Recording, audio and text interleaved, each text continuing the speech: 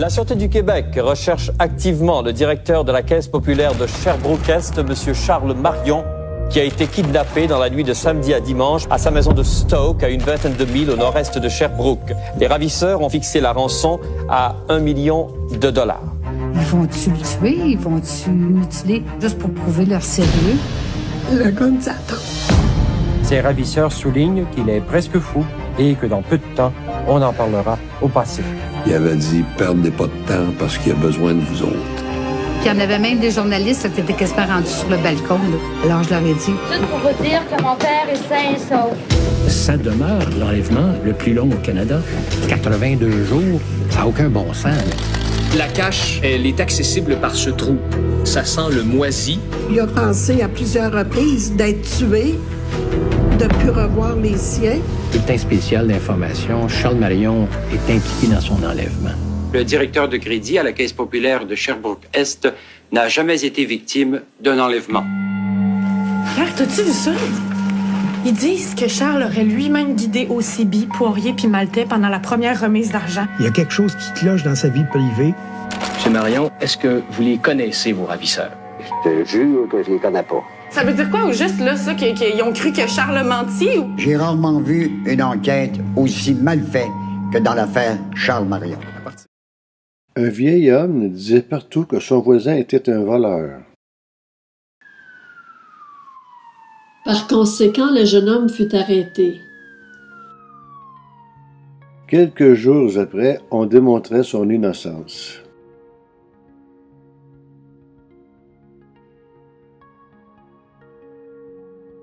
Après avoir été libéré, le jeune homme porta plainte contre le vieil homme pour l'avoir accusé injustement. Au tribunal, le vieil homme dit au juge « C'est seulement des observations. Je n'ai rien fait de mal à personne. » Avant de prononcer une sentence sur le cas, le juge dit au vieil homme « Écrivez toutes les choses que vous avez dites sur ce jeune homme sur un bout de papier. »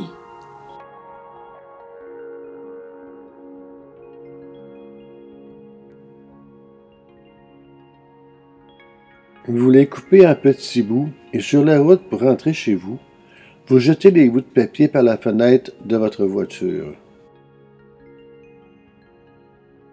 Demain, revenez ici pour écouter la sentence. Le jour suivant, le juge dit au vieil homme «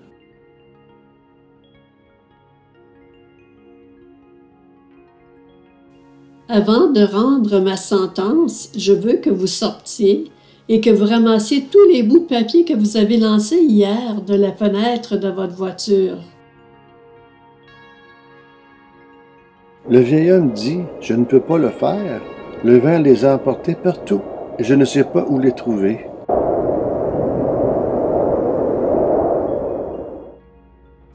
Le juge lui répondit « De la même façon, les paroles et les commentaires peuvent détruire l'honneur d'une personne d'une telle façon qu'on ne réussit plus à réparer. Si tu ne peux pas parler d'une personne en bien, alors ne parle pas. Tu es entièrement responsable de ce qui sort de ta bouche. Les rumeurs sont pires que les voleurs, parce qu'elles volent la dignité, l'honneur, la réputation et la crédibilité d'une autre personne. Et ce sera difficile à racheter. Car Jésus a été immolé et Jésus a racheté pour Dieu par son sang des hommes de toute tribu, de toute langue, de tout peuple et de toute nation. Apocalypse, chapitre 5, verset 9. Si tu veux être racheté, il faut que tu te repentes, que tu demandes pardon à Dieu et que tu l'acceptes comme ton Sauveur et Maître.